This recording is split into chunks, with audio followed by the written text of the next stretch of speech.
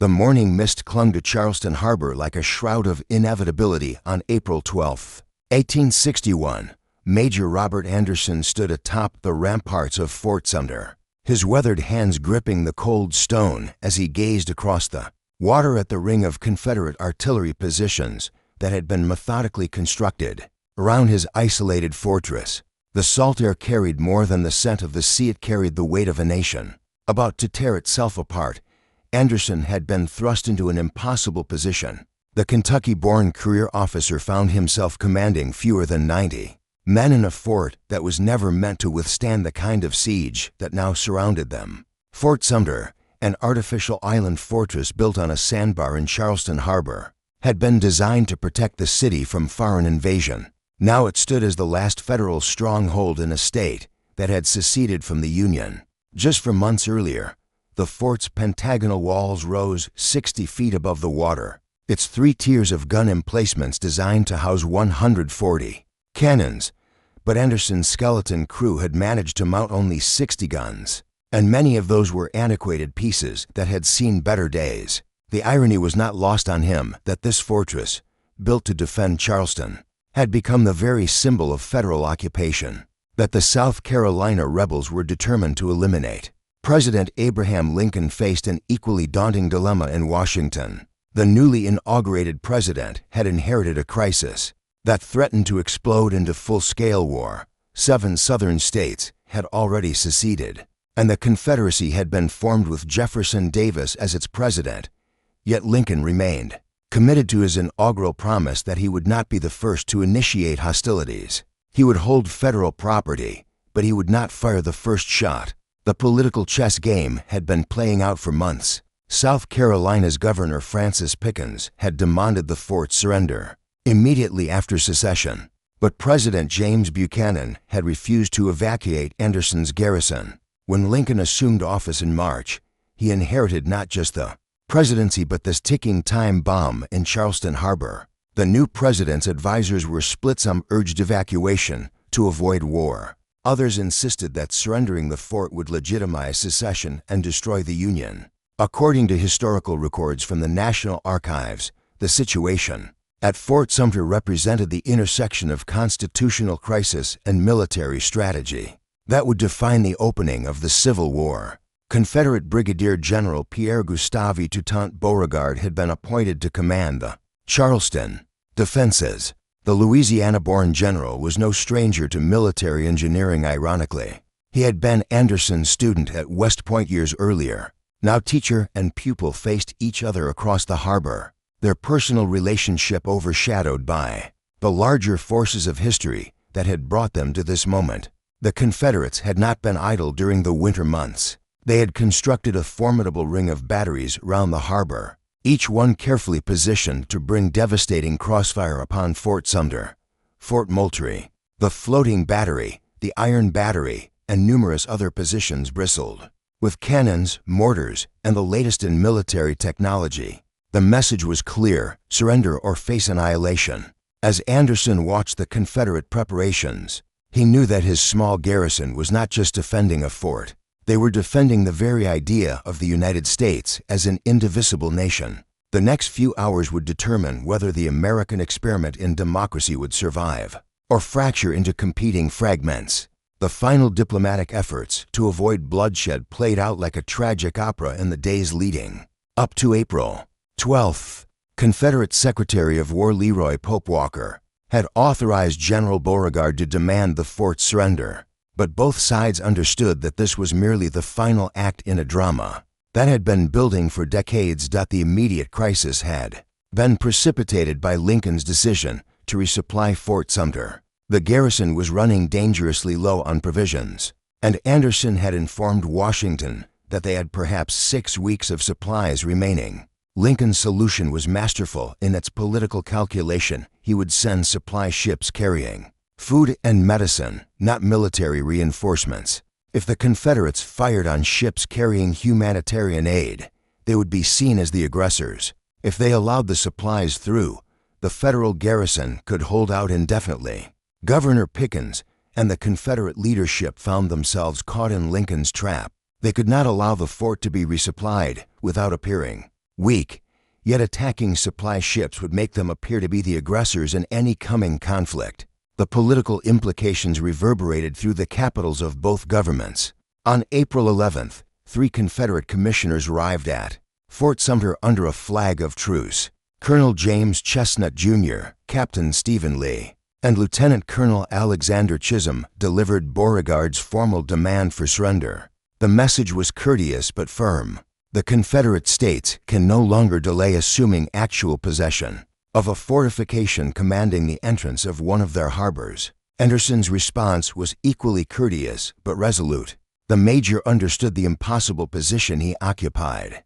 Caught between his duty as a federal officer and his personal sympathy for the South, he had been born in Kentucky, had owned slaves, and had many friends among the Confederate officers surrounding him. Yet his oath to the United States Constitution superseded all personal considerations. The negotiations continued through the night as commissioners traveled back and forth. Between the fort and the Confederate headquarters, Anderson agreed to evacuate the fort by April 15th if he was not resupplied or reinforced before that date. For a brief moment, it seemed that bloodshed might be avoided through this face-saving compromise.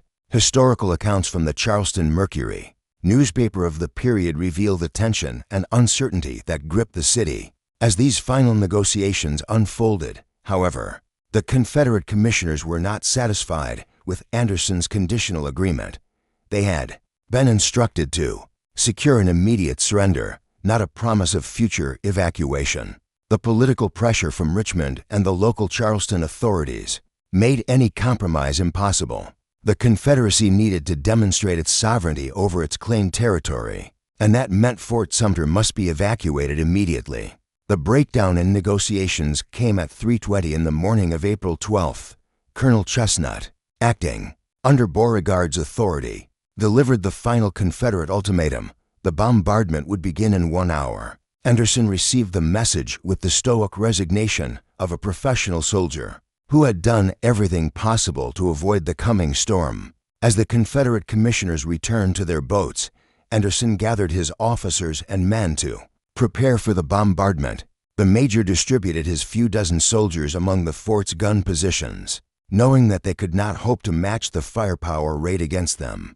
Their job was not to win a military victory, but to demonstrate that the United States government would not abandon its constitutional responsibilities without a fight. The political calculations that had brought both sides to this moment extended far beyond Charleston Harbor. Lincoln needed the South to appear as the aggressor to maintain support in the crucial border states. Jefferson Davis needed to demonstrate Confederate sovereignty to legitimize his new government in the eyes of both his own people and potential foreign allies. Both presidents understood that the first shots fired at Fort Sumter would echo across the continent and determine the moral framework for the conflict to come. In the pre-dawn darkness of April 12, 1861, America stood on the precipice of its greatest trial. At 4:30 in the morning on April 12, 1861, the silence of Charleston Harbor was shattered by the roar of the first Confederate cannon. The shot, fired from Fort Johnson by Captain George James, arced high over the dark waters before exploding above Fort Sumter. The American Civil War had begun not with a declaration or a battle cry, but with a single mortar shell that split the morning air like thunder. Edmund Ruffin, the fiery Virginia secessionist who had been given the honor of firing one of the first shots, later wrote that he felt the weight of history in that moment. The 67-year-old planter had traveled to Charleston specifically to witness what he believed would be the birth of Southern independence. As his artillery piece belched fire and smoke, Ruffin understood that there could be no turning back from the path that had brought North and South to this moment of reckoning. The Confederate bombardment was methodical and devastating. Beauregard had positioned his batteries to create a crossfire that would make Fort Sumter untenable. The Iron Battery, constructed with railroad iron and sandbags, stood just 1,300 yards from the fort. The Floating Battery, an innovative armored vessel, had been positioned to attack the fort's weakest side. Fort Moultrie, the Dahlgren Battery, and numerous other positions added their voices. To the growing chorus of destruction, Major Anderson faced an impossible tactical situation. His small garrison could not hope to man all of Fort Sumter's guns effectively, and many of his cannons were positioned on the fort's upper level where his men would be exposed to the devastating Confederate fire. He made the difficult decision to abandon the upper gun positions and concentrate his defense on the lower casemate guns, which offered some protection from the enemy bombardment. The sound of the bombardment could be heard for miles around Charleston. Citizens climbed to their rooftops and gathered along the waterfront to witness what they believed would be a short-lived demonstration of Confederate power. Many expected Anderson to surrender within hours of the bombardment's beginning. The carnival atmosphere among the spectators reflected their belief that this would be a brief and relatively bloodless affair. Inside Fort Sumter, the reality was far different. Confederate shells crashed into the fort's walls with methodical precision, sending showers of brick and mortar flying through the air. The garrison's quarters caught fire multiple times, forcing Anderson's men to abandon their posts repeatedly to fight the flames. The acrid smoke from burning timber mixed with the sulfurous fog of gunpowder to create a choking atmosphere that made breathing difficult. Military historians from the Smithsonian Institution have documented the technical aspects of the bombardment, noting the innovative use of heated shot and incendiary shells by Confederate forces. Anderson's response to the bombardment was limited but determined. Captain Abner Doubleday, who would later become famous for his alleged invention of baseball, fired the first Union shot of the Civil War from one of the fort's casemate guns. The shot struck the roof of the iron battery, but caused no significant damage. Throughout the day, Anderson's gunners would fire sporadically, more to demonstrate their continued resistance than from any hope of inflicting serious damage. On the Confederate positions, the bombardment continued relentlessly throughout the morning and into the afternoon. Confederate artillery officers had calculated that they were firing approximately one shell every 5 minutes, a rate that would quickly exhaust Fort Sumter's ability to respond. The psychological effect on Anderson's small garrison was as important as the physical damage to the fort's structure. As the day wore on, it became clear that this was not merely a demonstration, but a serious military engagement. The Confederate forces were methodically dismantling Fort Sumter's defenses, and Anderson's situation was becoming increasingly desperate. The major's greatest concern was not the immediate military situation, but the broader implications of his resistance. He understood that every shot fired was writing the opening chapter of what would become America's bloodiest conflict. The first day of bombardment established the pattern that would define the entire engagement. The Confederates held overwhelming superiority in firepower and position, while Anderson's garrison could offer only token resistance. Yet the symbolic importance of that resistance would echo far beyond the confines of Charleston Harbor. The second day of bombardment, April 13th, brought no relief to the beleaguered garrison of Fort Sumter. If anything, the Confederate artillery fire had intensified as General Beauregard's gunners found their range and began to systematically target the fort's most vulnerable points. The morning sun revealed the extent of the damage inflicted during the previous day's bombardment. The fort's walls were pockmarked with shell holes, and several of the outer buildings had been reduced to rubble. Major Anderson's greatest concern was no longer the military situation, but the welfare of his men. The constant bombardment had made normal rest impossible, and the garrison's water supply had been contaminated by debris from the shattered walls. Most critically, the fort's food stores were running dangerously low, and Anderson knew that he could not sustain his resistance much longer without the supplies that Lincoln had promised to send. The Confederate strategy was working exactly as Beauregard had planned. Rather than attempting a costly assault on the fort's walls, the Confederate general was content to pound Fort Sumter into submission with artillery fire. The psychological pressure on Anderson's men was enormous as they huddled in the fort's casemates, while shells exploded overhead with monotonous regularity. Captain Doubleday later wrote that the garrison's morale remained surprisingly high despite their desperate situation. The men understood that they were fighting not just for their own lives, but for the principle that the United States government would not be intimidated by rebellion. The sense of purpose sustained them through the long hours of bombardment, when normal military discipline might have broken down. The Confederate bombardment had also attracted attention from across the harbor. Hundreds of Charleston residents gathered daily along the waterfront to watch the spectacle, many bringing picnic lunches and treating the bombardment as a form of entertainment. The festive atmosphere among the spectators reflected the widespread Southern belief that this demonstration of Confederate resolve would quickly end the crisis, without significant bloodshed. According to contemporary accounts preserved in the Charleston Historical Society, the bombardment of Fort Sumter became a social event that brought together Charleston's elite society to witness what they believed would be the peaceful birth of Southern independence. However, the situation inside Fort Sumter was becoming increasingly desperate. The constant bombardment had damaged the fort's flagstaff multiple times, and each time, Anderson's men had courageously exposed themselves to enemy fire to raise the stars and stripes again.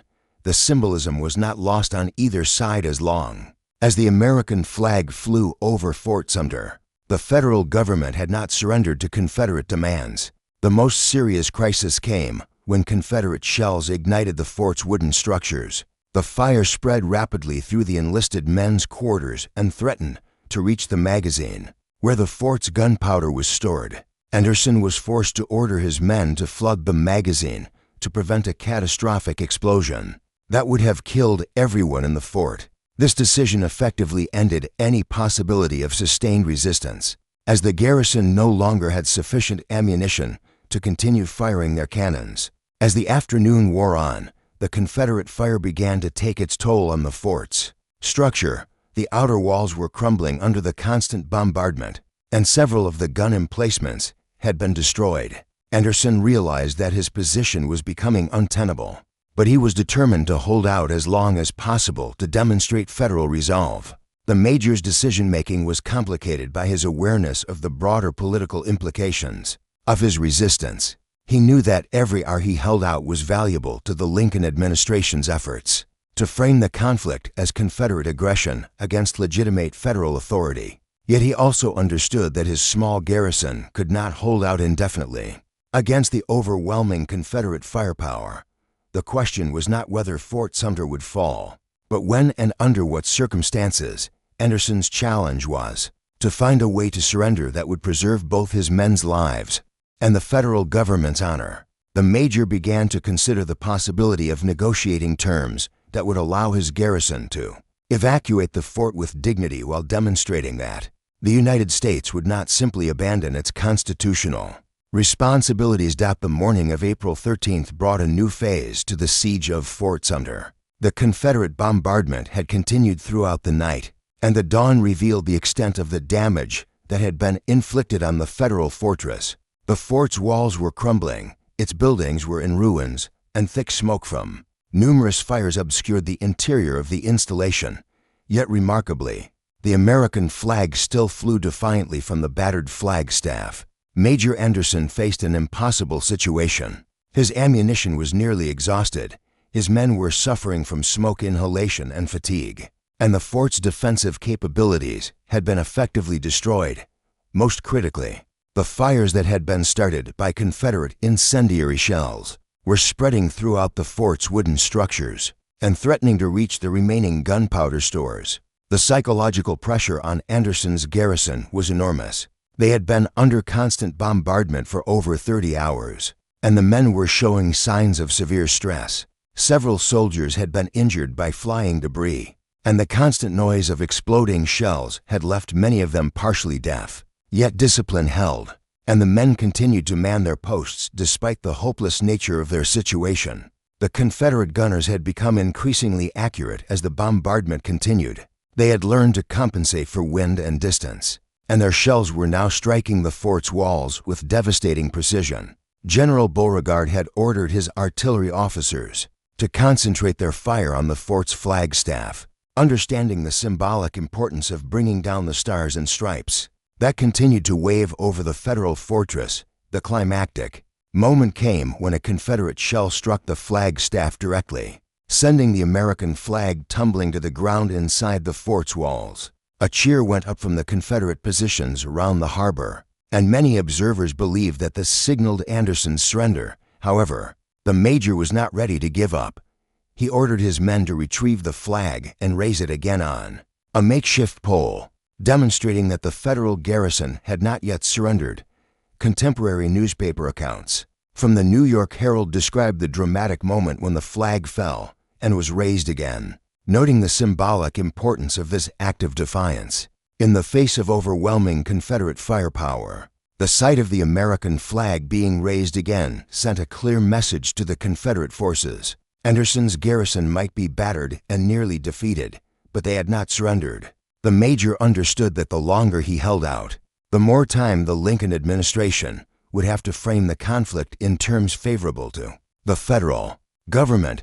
Every hour of resistance was a political victory, even if it was a military defeat. However, Anderson's situation was becoming increasingly desperate.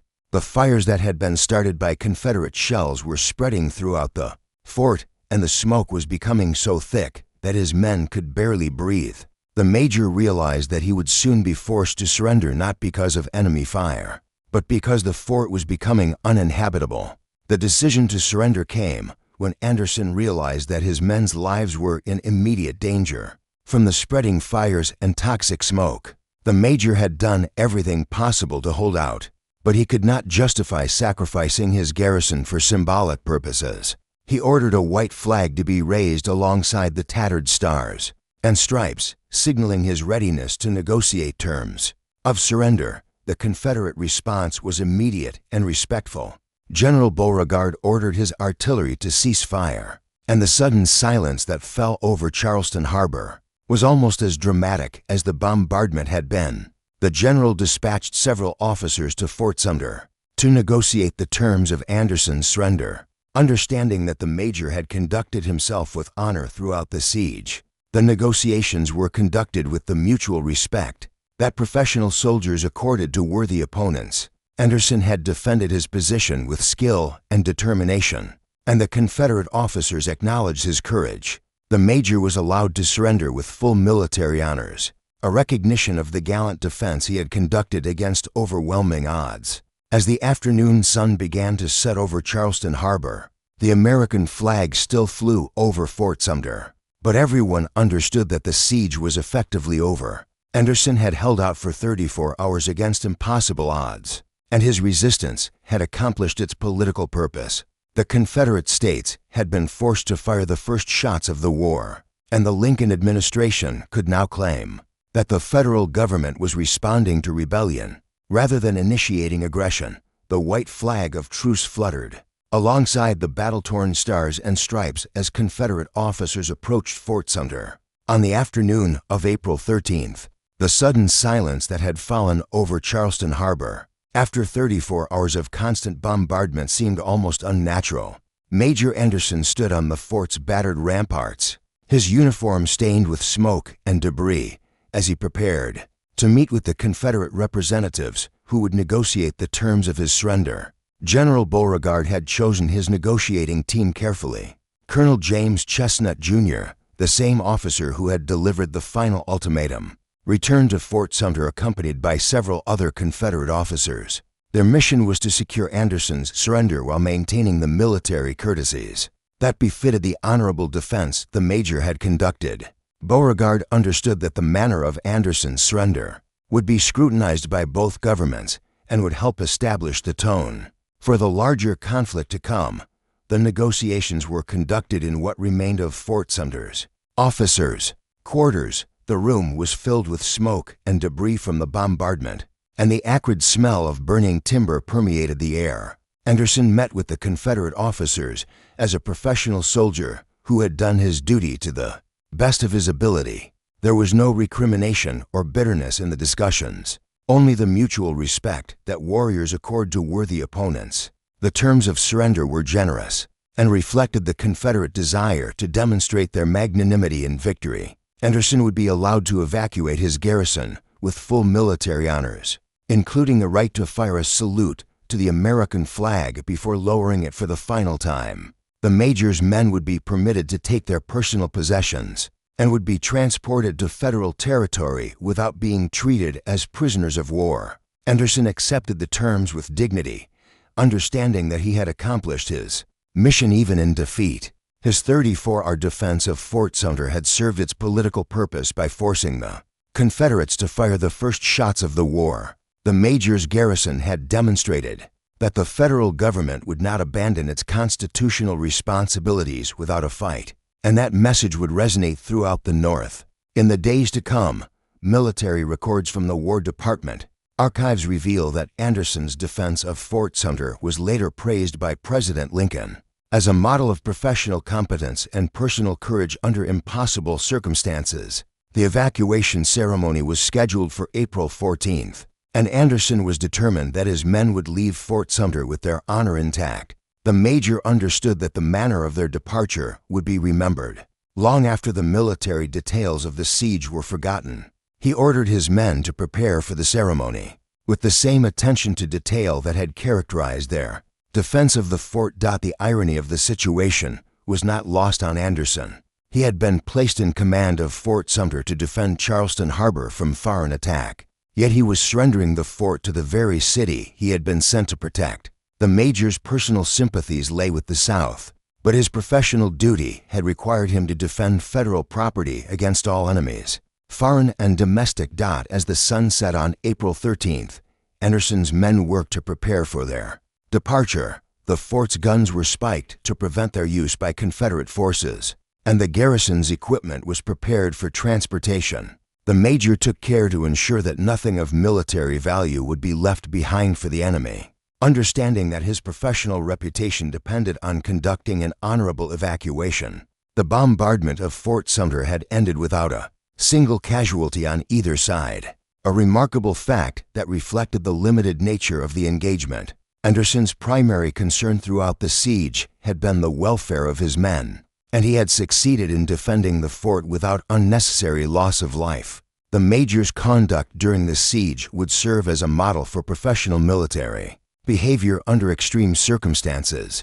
The Confederate forces had also conducted themselves with honor throughout the siege. General Beauregard had demonstrated that the Confederate military could conduct operations with the same professionalism that characterized the United States Army. The mutual respect shown by both sides during the bombardment and surrender negotiations suggested that the coming war might be conducted according to the established rules of civilized warfare. As the garrison prepared for their departure, Anderson reflected on the broader significance of the events at Fort Sumter. The bombardment had been the opening act of what would become the bloodiest conflict in American history, yet it had been conducted with a restraint that would soon be forgotten in the savage battles to come. The morning of April 14th, 1861, dawned clear and bright over Charleston Harbor. Major Anderson had spent the night making final preparations for the evacuation ceremony that would mark the end of federal control over Fort Sumter. The major was determined that his garrison would leave the fort with full military honors, demonstrating that the United States Army could conduct itself with dignity even in defeat. The evacuation ceremony began at 2 o'clock in the afternoon with the final preparations for the 50-gun salute to the American flag. Anderson had negotiated for the right to fire the salute as part of the surrender terms, and he viewed it as essential to maintaining his garrison's honor. The major understood that the salute would be the last act of federal authority at Fort Sumter, and he was determined that it would be conducted with appropriate ceremony. The Confederate forces had withdrawn to a respectful distance to allow the federal garrison to conduct their ceremony without interference. General Beauregard had issued strict orders that his men were to maintain military courtesy during the evacuation, understanding that the manner of Anderson's departure would be observed by the entire nation. The Confederate general's conduct throughout the siege had been exemplary, and he was determined to maintain that standard during the surrender ceremony. The tragedy that would forever mark the Fort Sumter bombardment occurred during the preparation for the flag salute. As Anderson's men were loading one of the cannons for the ceremonial firing, a spark ignited the gunpowder prematurely. The explosion killed Private Daniel Huff instantly and mortally wounded Private Edward Galloway, who would die later from His injuries, ironically, the only casualties of the bombardment of Fort Sumter, were caused by an accident during the surrender ceremony rather than by enemy action. The deaths of Huff and Galloway cast a somber shadow over the evacuation ceremony. Anderson was devastated by the loss of his men. In what should have been a routine ceremonial procedure, the major ordered that the remaining salute be abbreviated out of respect for the fallen soldiers, and the ceremony concluded with the lowering of the American flag that had flown over Fort Sumter. Throughout the bombardment, historical accounts from the Charleston Courier newspaper documented the tragic accident that claimed the lives of the first Union soldiers to die in the Civil War, noting the irony that they were killed during the surrender ceremony rather than during the actual bombardment.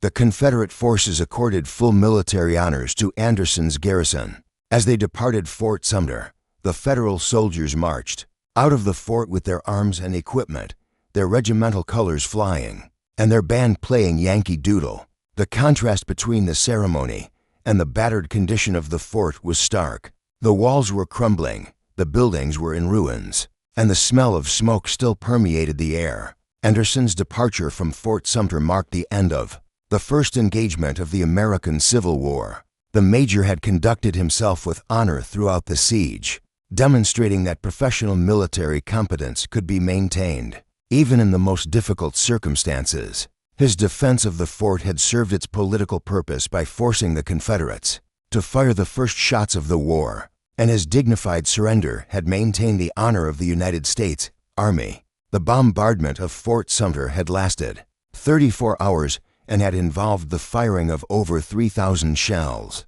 Despite this massive expenditure of ammunition, the engagement had produced no military casualties during the actual fighting. The only deaths had occurred during the surrender ceremony, a tragic irony that would be remembered long after the military details of the siege were forgotten. As Anderson's garrison sailed away from Charleston Harbor aboard the transport ship Baltic, they could look back at Fort Sumter and see the Confederate flag flying where the stars and stripes had flown.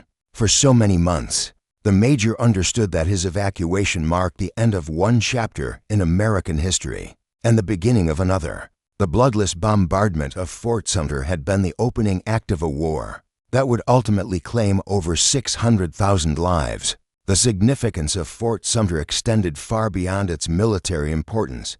The fort had become a symbol of federal authority in the seceded states, and its fall represented the Confederate government's successful assertion of sovereignty over its claimed territory. Yet Anderson's determined defense had also demonstrated that the United States government would not abandon its constitutional responsibilities. Without a fight, the bombardment of Fort Sumter had accomplished what months of political maneuvering had failed to achieve. It had forced both North and South to choose sides in the coming conflict. The war that began with the thunder of Confederate cannons in Charleston Harbor would not end until the Union was restored and slavery was abolished. Fort Sumter had become the first battlefield in America's bloodiest conflict, and the echoes of those first shots would reverberate through for years of unprecedented carnage and ultimate national redemption.